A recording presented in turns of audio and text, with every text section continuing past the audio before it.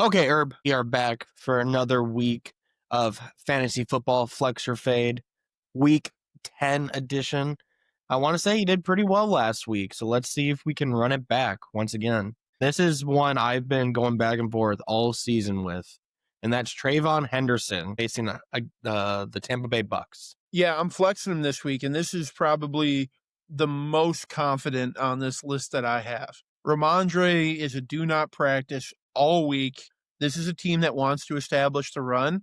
Why not do it with your rookie kid, flexing Henderson this week? I'm high on him this week. Jameson Williams against the Commanders. Please, I am a faithful Jameson Williams fantasy football owner. I'm flexing him. Don't listen to me on this one. I'm flexing him in the hopes that one of these 70-yard bombs is waiting for me. So please, Lions, get him going. It's a flex for me, but the smart choice is the fade. Keenan Allen versus the Pittsburgh Steelers. He doesn't have a lot of production late, right? Quentin Johnson stepped up. Ladd McConkey has come back to life after a couple of down weeks. I'm going to fade him this week, especially against the Steelers defense. I tell you what, if you've seen Darius Slay try to tackle this year, you might be more of a fan of putting him in your lineup. For me, I'm going to fade him. Jordan Mason versus the Baltimore Ravens. Listen, I should have listened to my dear friend and co-host here. He's been telling me for 2 weeks that the Jordan Mason era is over, that he needs to be dropped.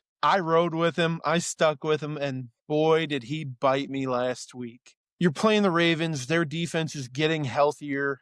I think you're going to have to fade him this week. Devin Singletary against the Chicago Bears. Yeah, dude, these Giants, the run game looks like it has no identity without Scat, which is odd because Tyrone Tracy was gearing up for a huge year. Now, Tracy's still working his way back in, right? He wasn't fully healthy. You're going to have to lean on a running back in that offense. Flex him. Get him in there.